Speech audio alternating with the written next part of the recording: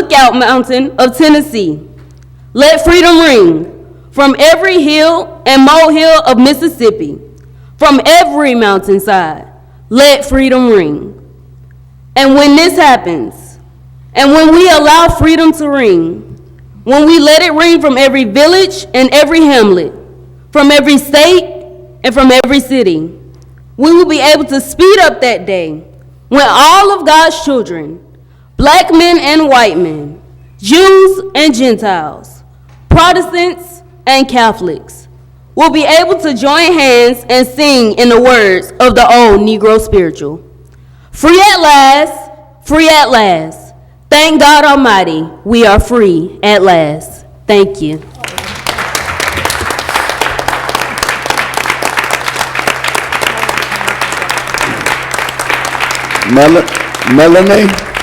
Melanie, come around and come up. I want you to make a picture with us. Melanie is a minister also. Yes. We could, yeah. Minister. Stand up around her. You want to stand? Or how do you want to do this? What should we do? I mean, if y'all can, Yes, Yeah, that would be very helpful. yeah. Wonderful job, wonderful job. Tighten up.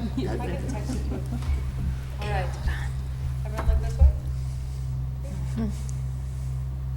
Got it. Did you do yours work? Okay. Got it? Got it. Thank you. But she's going to take another. One more. Oh, sorry. Hold on.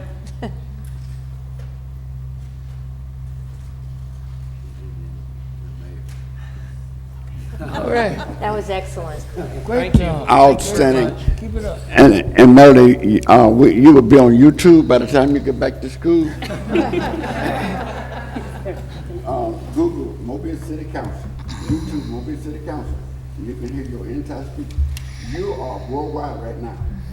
Right now, you are already gone worldwide. And I also want you to know Melody, the latter part of your speech where Dr. King talked about the valleys raised and the mountains falling. That's Isaiah 40, starting at verse 3. You get, because you're a minister. Read Isaiah 40. He was quoting from the prophet Isaiah in the 40th chapter.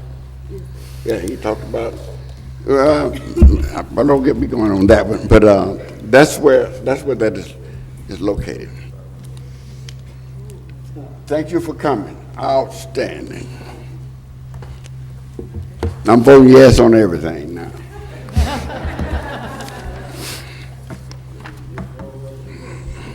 Okay. Presentation of petitions and other communications to the council. Wesley Young.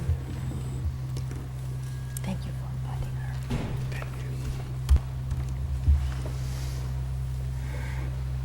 her. Good morning. Good morning.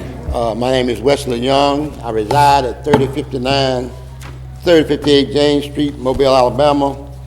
I'm here this morning to discuss two different issues. One has to do with the incentive package that was implemented in January of 2019. We have employees under this incentive package that receive different types of pay based on a litmus test. Some employees didn't receive the pay they should have received, and they asked questions of why they haven't gotten any answers as of yet. That's what I'm being told. I stood right outside this building when this was being implemented, and I told the media that this was going to be a pick and choose issue to it when it comes to these employees. Now, why does the employees of public service have to have a litmus test to get a bonus when we gave the police and firemen a raise and a bonus based on their longevity, but we're going to give them a bonus based on a litmus test? I Have a Dream was an excellent thought this morning, and it inspired me.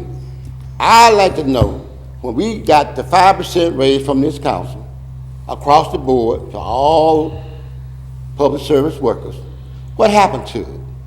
Do you realize that those people in park and recreation didn't even get the incentive money? They didn't even qualify for any incentive money. So why are we playing games with employees and treating some different than the others?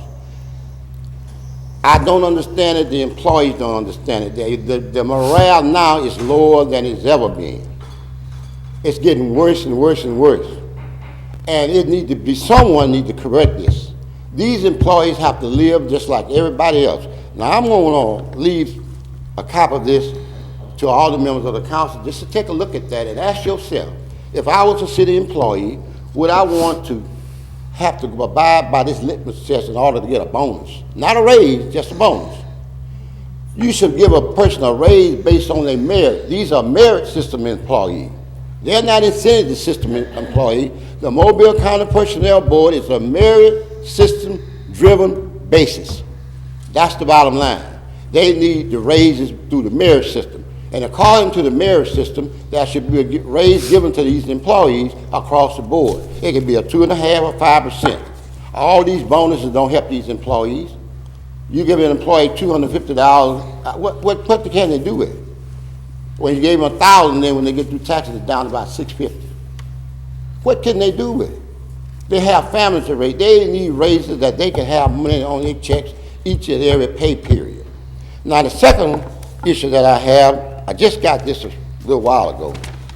This is the digital media policy coming from the government, our government. My son was called into the office and spoken to about going on social media. He was singled out, I assume. Let me explain something to everybody down here. My son is one of the most wonderful persons that you ever want to meet. He's intelligent. He's followed his daddy. And if he says something that's true, why would you have to call him in the office and give a policy to everybody in public service about what they should say and should not say on social media? I guarantee you, nobody in public safety got it. We know election coming. We know what it's all about. That's why I'm here to let you know that we know. We think this is taking the freedom of speech from every employee that received this. Nobody signed it. We don't have a signature of where it came from. Here's a copy of it. I'm going to leave one copy because I only have it. You can go over, Reverend Manson, with the rest of the council members. Now, let me explain something to you all. You may quiet the employees through all of these tactics. You can't keep me quiet.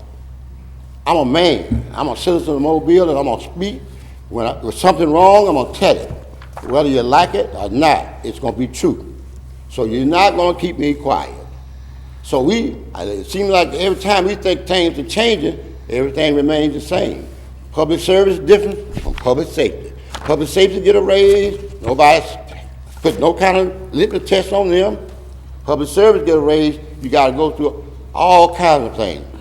One example, a guy bumped the truck, knocked 2 bricks off the edge of the wall. All he did was took a little more to put back in there. He lost $250 just for knocking that off the wall. That's nonsense. You know why they're doing it? Because they look like me. That's why they're doing it. And I'll be back next week because I've done study about some neglected places in this city. I'm going to bring it to you all next week. Thank you for letting me speak. Thank Mr. you. Mr. President, Mr. Richardson? I would just like to say, I don't know whether the city issued a policy regarding employees and social media. I don't know whether that has happened or not. But if the city has a policy on social media, it should be sent to every employee of the city. Because we're saying that you're always going to get a complaint when it appears as though we're singling somebody out. So I'm saying that may not even be a city policy.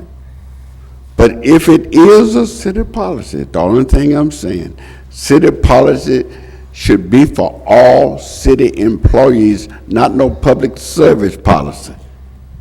It's a policy, it should be a policy for all city employees.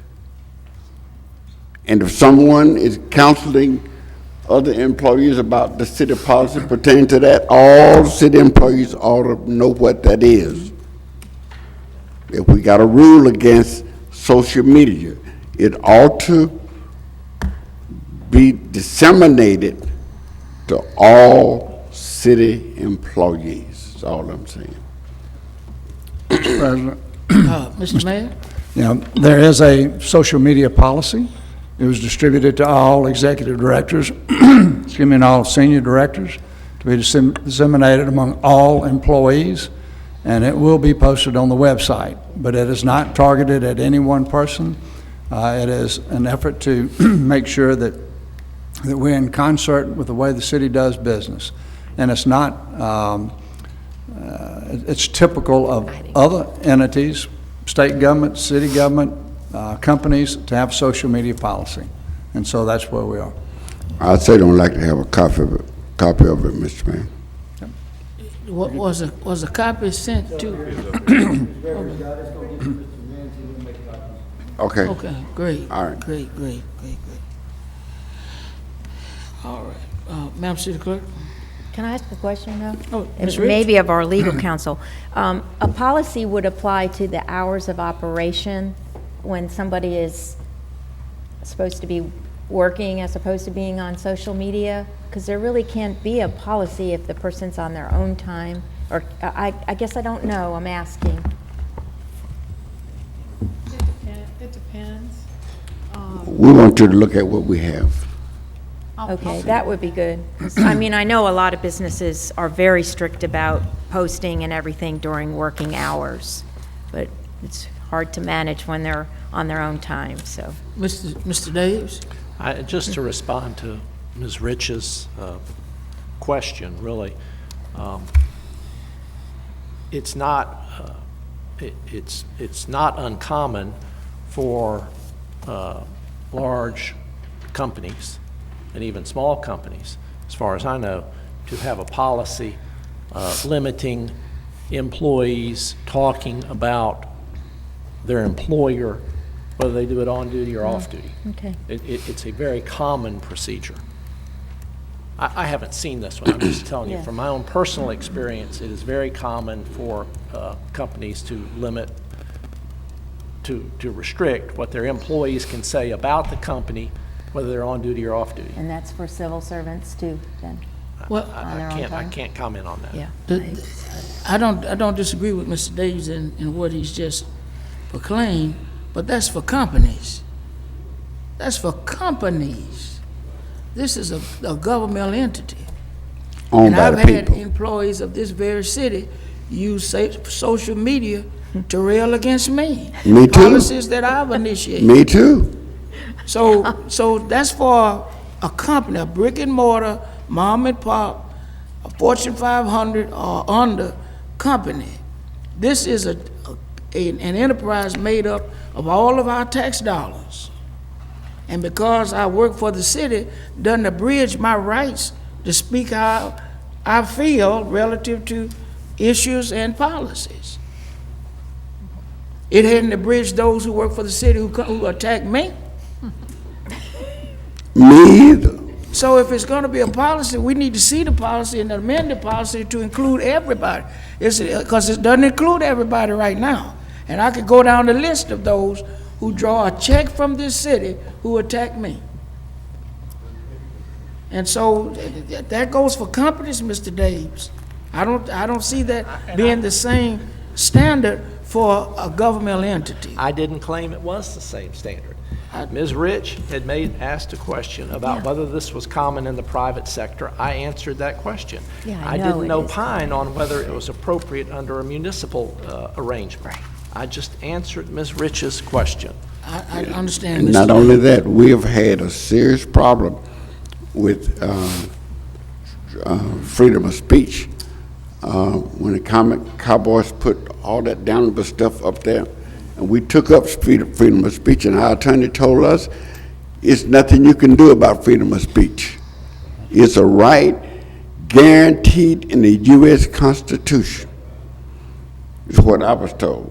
So can't no city government abridge the U.S. Constitution. If the Constitution says I got the right, the city government can't say you don't have it. It's a right that's guaranteed to every citizen. I can't lie on nobody. I can't say nothing derogatory about somebody that's not true.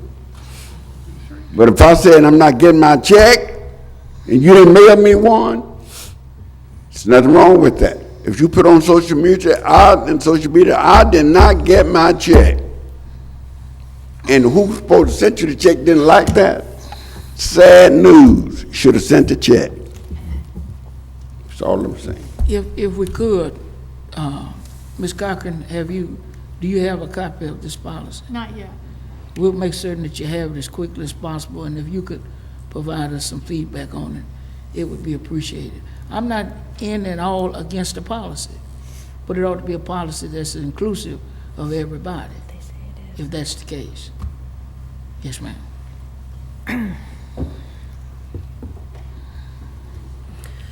Joseph Seymour Jones.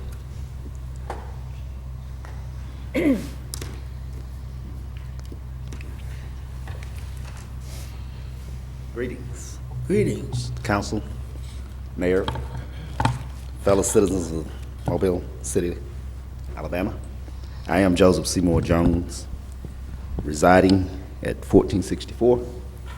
As we know, is a building, and the property also has a dirt address, which is 1500 St. Stephen's Road, 36603. My reason for coming today has to do with more of a status in some form of an effort to gain compliance from a sudden act whereby the cars far exceed any important matter related to the address that I just mentioned. One reason for my comment is because the title to one of the cars was taken. I surrendered the titles on December the 12th at the request of my brother who witnessed and got a citation as well, and his driver license and personal information is published with the citation that he got.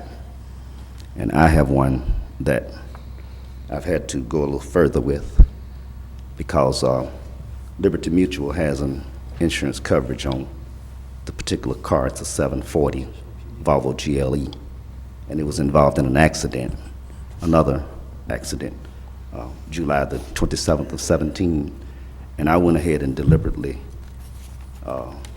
employed Green and Phillips to deal with that accident. Total disaster from the scene. But anyway, on January 14th, I reached back out to Liberty Mutual since we've had these concerns about the accident, and I'd reached out to them previously since July 27 of 17. And what they've done is on January the 20th, they've reopened the original accident claim. So right now, there's a claim adjuster consideration going on with them. And then to Geico, it's back to the original accident as well. It took 9 days for Geico to even get involved. The police report was an issue.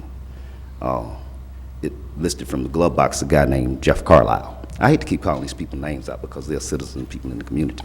But that vehicle had a 3 or 4 year old tag. That went to the police report. So it took 9 days for farmers to clear themselves. So Geico in state law says that it's appropriate for them to have that accident against them. So in any case, I was reading to Liberty Mutual what the insurance card says, because cars insured until June 20th. I would prefer that it not be taken up, to be removed. But in any case, they said when possible, move the vehicle out of harm's way. Well, I did that. And called for medical assistance. The officer took care of that, but it was at the end of the accident. Called the police. There was no need to call the police because one witnessed the accident from behind me. He was a superior. So he handed it off to the person making the report. So it says here, a police report will help you to protect you from liability, potential liability claims and legal action. Well, that's questionable because it didn't. I'm still hurting. And Liberty Mutual is going to deal with the car, hopefully, if the car is not an issue before they do. But it said exchange information with the persons involved. I was not allowed to do that. I couldn't find out who hit me until I went to the precinct. And she said that the internal affairs report would be negative to the situation. So that didn't happen. And other conditions were not met. So in any case, Liberty Mutual has opened up the original claim from that date. And they would be interested in trying to get some resolution on my behalf, even though it seems like it's a long time and all the statutes have run. I don't think they really have. But maybe there's a question about that as well. So in any case, I have the application for code official appeal to the council. And I got that on January 9, and it said I had 14 days. I'm working diligently on that. Presumably, the 24th will be that date. And I'm not certain actually what's going to happen in the yard. I was not prepared for what happened on December 12th. Still a little shaken about it, but that's okay as well. So I haven't been successful in getting anyone to negotiate with me about coming up those narrow driveways. They were designed in the 1900s. Now, Pitt and Son was seen scoping the property. I called them and asked would they give me some type of proposal, or cost relationship, or would they be able to even get in the driveways? And I haven't been able to get that either. So it's a complicated move. So I'm going to work to get the complications out. I've got the title requested to replace it on the 17th. That's coming. But I haven't been successful in removing those 12 Volvo cars. And I have not been successful in getting before a magistrate that would consider the motion for an extension of time. That would be the court system. So it's a fast track to criminology. And I don't particularly look forward to having fines and assessments on such a short notice. The park has gone up at $169,000, I see. We'll look forward to that. Thank you. Mr. Jones, thank you for coming down today. Thank you for your time. Yes, sir. Mr. President, Mr. Richardson? you may be seated. I don't have no questions. I would just like to say that Mr. Jones has been consistent. He's come before us week after week after week. In no uncertain terms, we have told Mr. Jones that whatever he's discussing is beyond the authority of the Mobile City Council. Whatever is happening with his cars out there, whatever the city is doing to him out there, is beyond the authority of the City Council. It is an administrative matter. It's a serious matter. But no matter what it is that you tell us, we can't do anything about it because we don't have administrative power. We are legislators, not administrators. But I would say this. At our pre-council meeting this morning, we were informed that sometime this week, they would show up to your house to start moving cars. Yeah, that's what I was told this morning. So let me go ahead and work on some other options. Okay. Okay, Fred, that's it. If I can have a head up, it still brings fear to me that I had the gun. My brother had the kid. I'm most of the ground. I'm sorry, but Jones, that's right. Yeah. Let's take a little more civil approach. I appreciate you. Yes, sir. We appreciate you coming down, but Jones. Thank you. Yeah. He's going to discover other options, and we're going to let him do that. Madam City Clerk. Consent resolutions held over. 37021, recommend approval to the ABC Board for issuance of a lounge liquor retail Class 1 license for La Floriditas on St. Francis Street. So moved. Second. The properly moved and second. Any discussion? If not, all in favor? Aye. Opposed? CIP resolutions held over. 21045, authorized contract with Bagman Russell Company for Matthews Park Baseball Field lighting. So moved. Second. Properly moved and second. Any discussion? Yes, sir. Matthews Park is a park that sits within District 5, but it is a park, particularly the ball fields, that are used by families and boys and girls all over the city and even in the county. I met with them several months ago, probably 9 months or so ago. And there are a lot of things that need to be done out there. But they identified as their #1 priority improving the lighting. So I'm happy to see this item on the agenda. Hopefully, it's a first step, and as the years go by, we can spend some more money out there, but it's a response to what they identified as their most important priority at Matthews Park. Thank you. Any further discussion? If not, all in favor? Aye. Opposed? Item passes. Resolutions held over. 01046, authorize agreement with ACP Green and Associates doing business as Planning Next for Unified Development Code technical support. 21047 and 048 are authorizing contracts with Neil Schaefer for contract amendments for master service agreement for McGregor Avenue widening and for engineering services design fee costs for McGregor Avenue widening. 21049, authorized contract with Pot of Gold Rentals for Mardi Gras 2020 portable toilets. 21050, authorize an amendment to the contract with Osprey Initiative for potable litter removal services to increase the contract amount.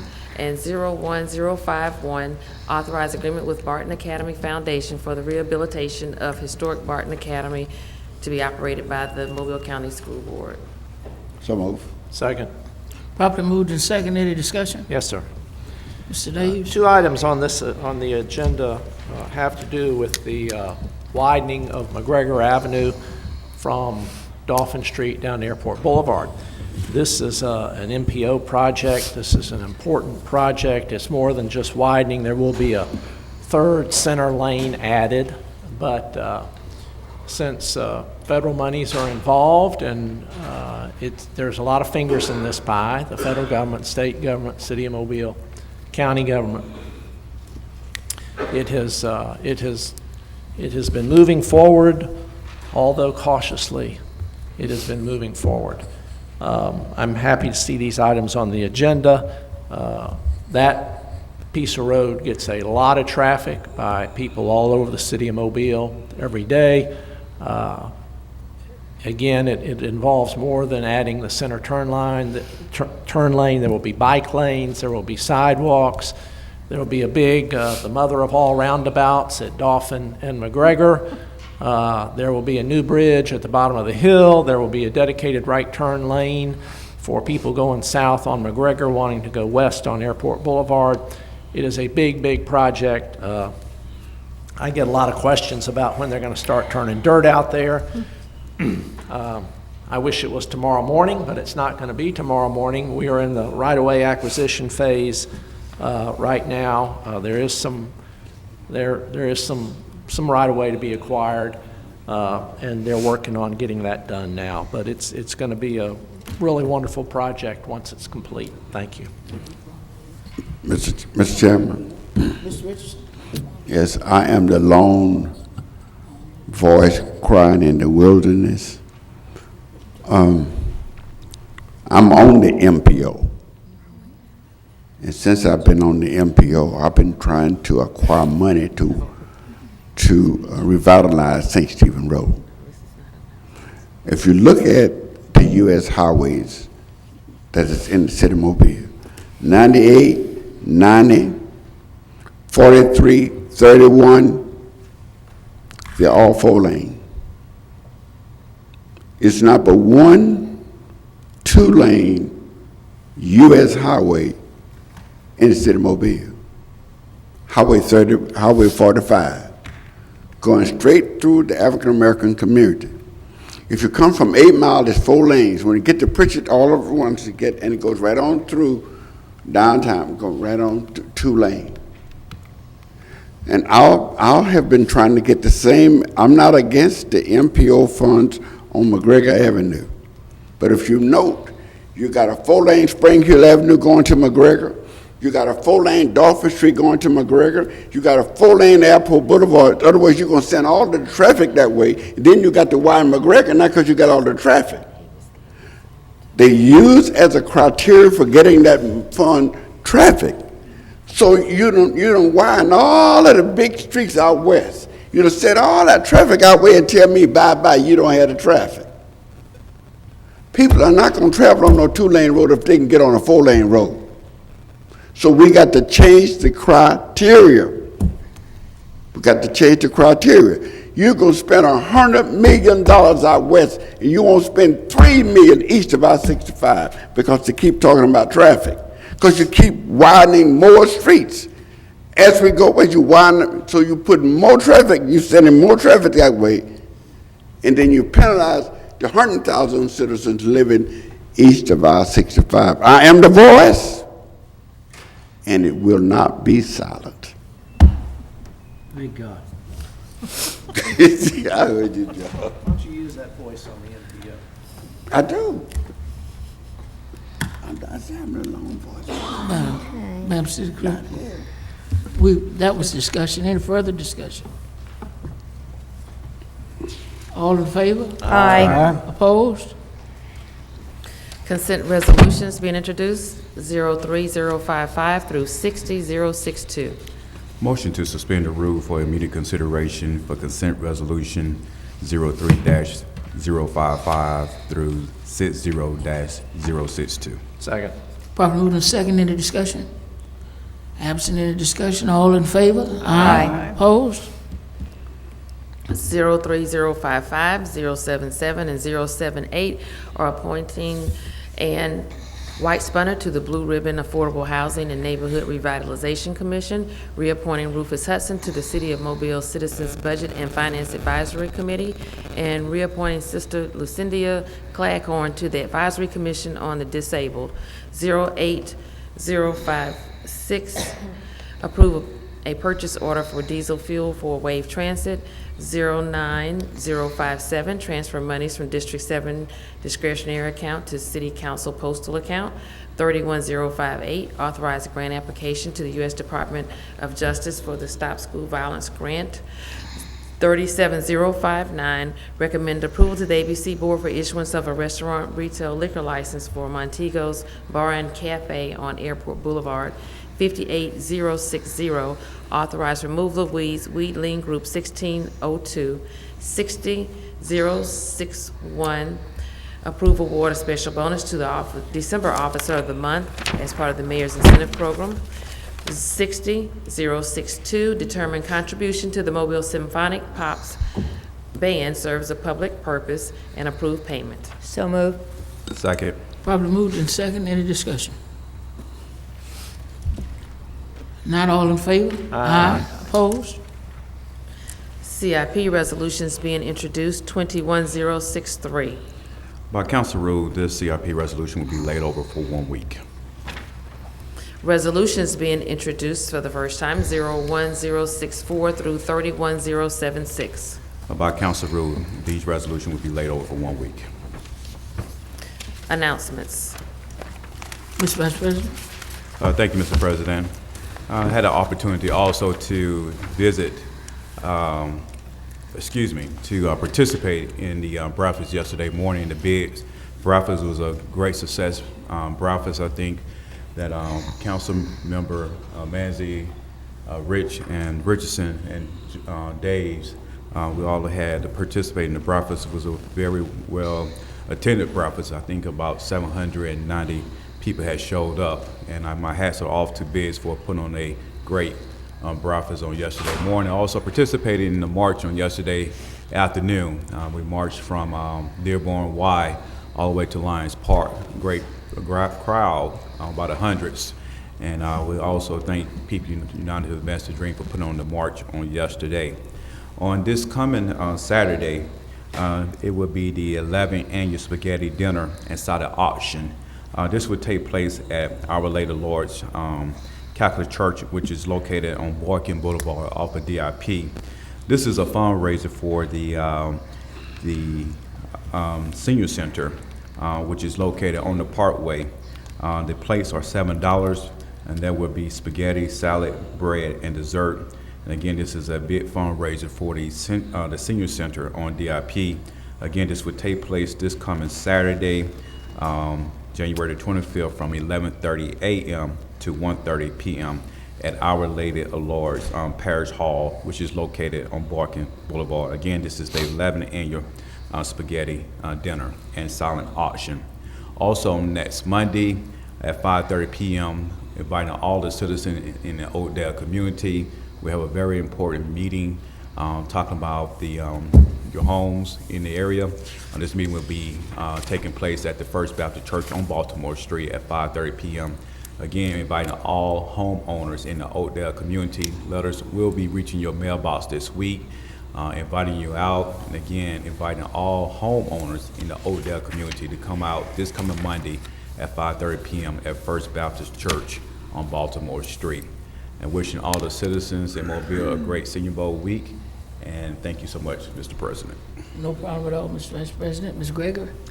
Thank you, Mr. President. I want to start off by congratulating our colleague, Mr. Richardson, for the award that he received yesterday during the Martin Luther King ceremonial breakfast, and I hated to miss it, but congratulations to you, very well deserved. Thank you.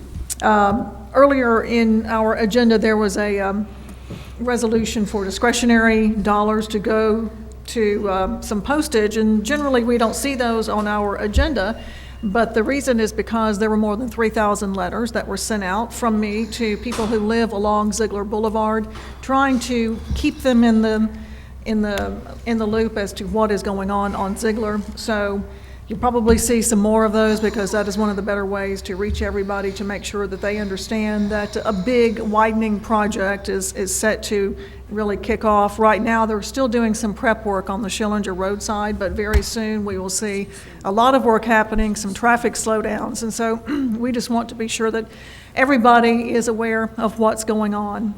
There will be some meetings scheduled coming up before the construction starts on the second phase, so that everybody can see the plans and ask any questions that they might have. So again, just the work on Ziegler coming up, and want everyone to be aware of that. Also, do want to wish everyone a very happy Senior Bowl weekend. This is the week, and should be a great crowd with some names that people should recognize. One in particular that I'm really fond of is LaMichael Pirine, because he is a local player and he plays for my alma mater, the University of Florida. So I'll be looking for him on Saturday. Thank you, Mr. President. Thank you, Ms. Gregory. Mr. Williams? No, thank you. I'll be looking for that. Oh, well, I thought you were laughing at me. So are you going to tell us a joke then? No. Oh, it's nothing you can tell. Thank you, Mr. President, and I appreciate Councilmember Gregory for giving me those kind words. I would like to display the plaque that was given to me yesterday.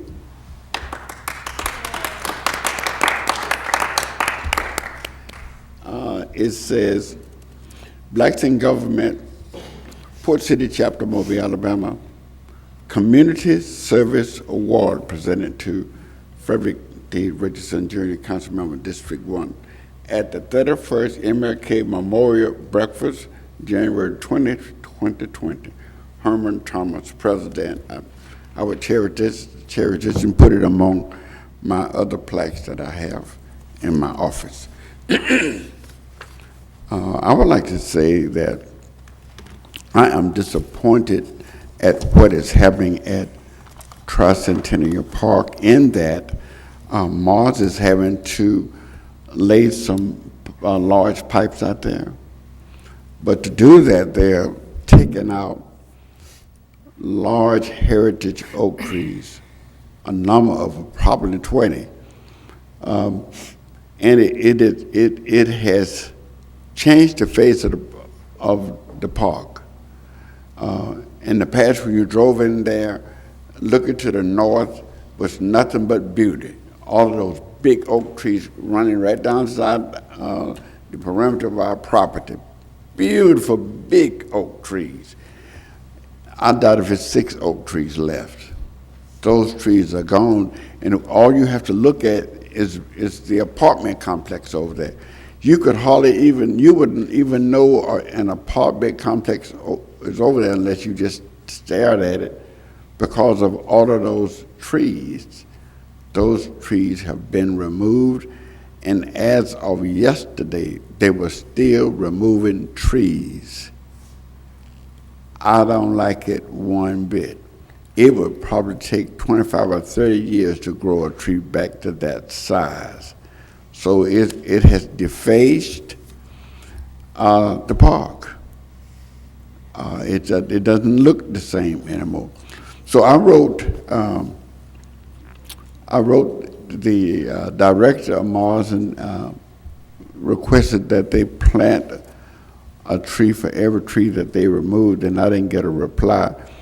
I understand that might be a policy of the tree commission. I would get information on that later on today, but I certainly want a tree or more than one tree.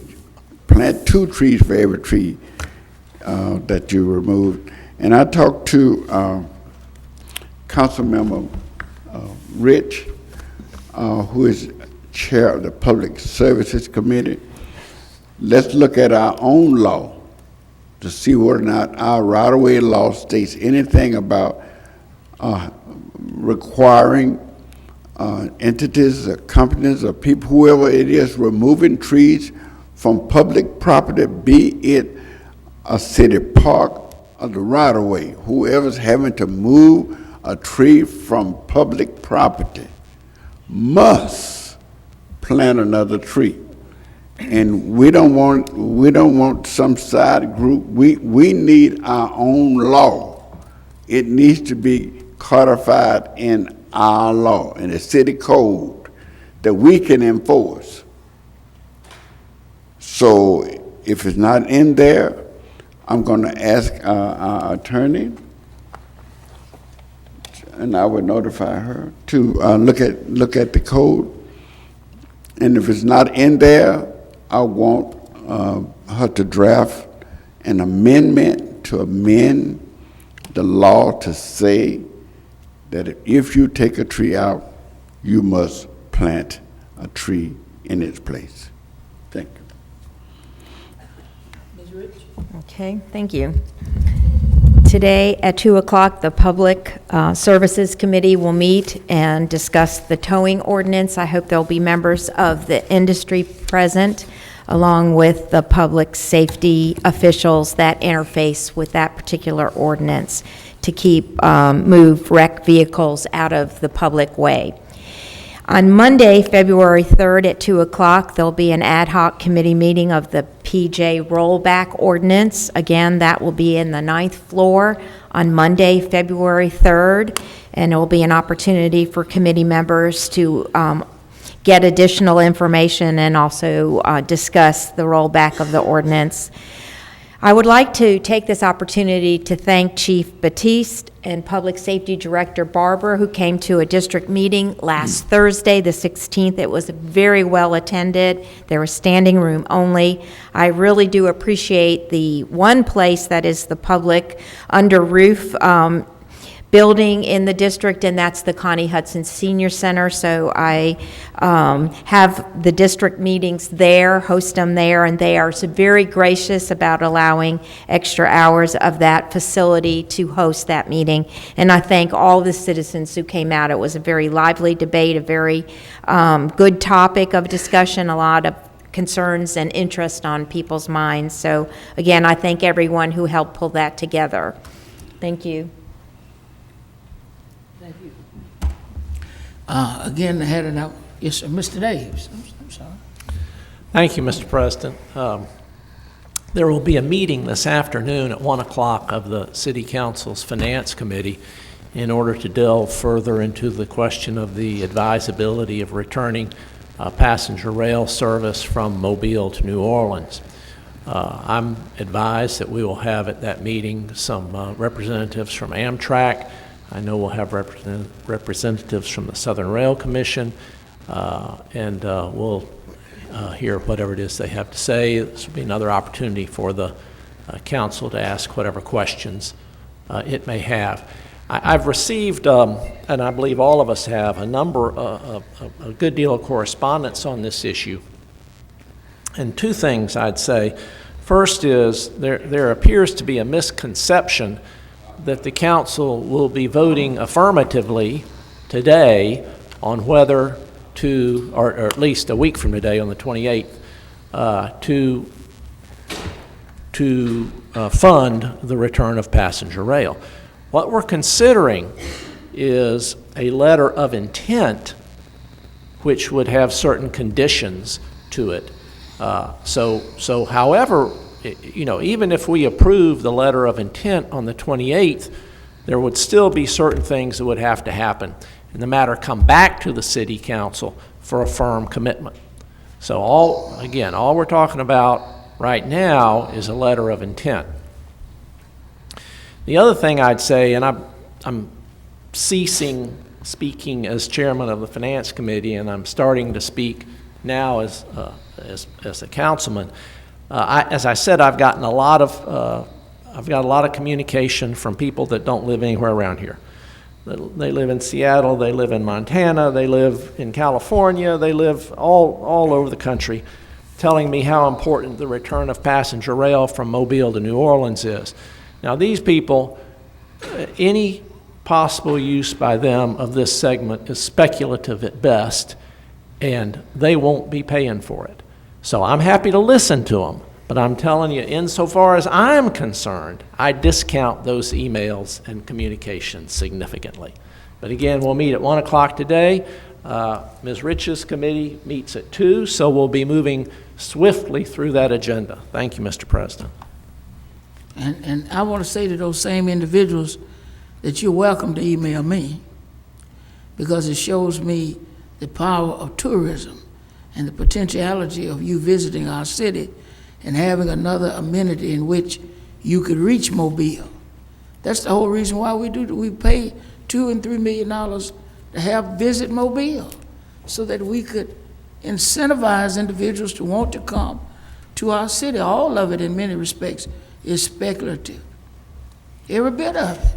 We don't know who's coming here.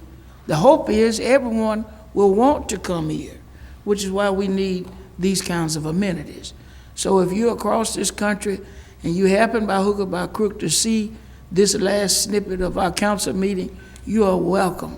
The email you would have sent Joe, send it to me, because I am 100% in support of Amtrak's return if the conditions are favorable to the citizens in this community. For them to be in New Orleans and Biloxi and all of these other hamlets along the Mississippi Gulf Coast and not reach Mobile, in my estimation, would be a travesty. That's if the conditions are right.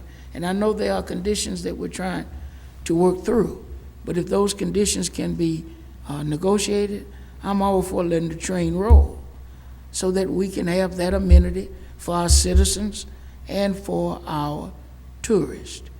And so it was a great breakfast. I want to thank the leadership of Port City Blacks in Government for the 31st annual breakfast commemorating the life and the work and legacy of Reverend Dr. Martin Luther King, Jr., a great man, a great American, a great alpha man, one who, next to my father probably, I prepared my life to the degree that I could, mostly after. He was a great man, self-sacrificing, and the young lady recited the speech earlier, one that I spent a lot of years delivering myself, and I'm glad to see that that's continuing. It was a great breakfast.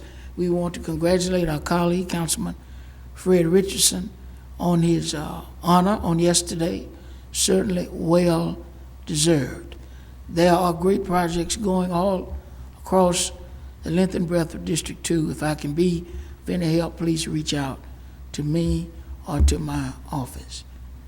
Any other announcements from members of the council? Yes. Mr. Richardson? I would just like to close the MLK birthday with this. Dr. King didn't fight just for us. He fought for justice. He wanted justice to run down like water and righteousness as a mighty stream. Not just for us, but justice for everybody. Yes, sir. Do I hear a motion? Second. We probably moved in second. Any discussion? All in favor? Aye. Opposed? Meeting is adjourned.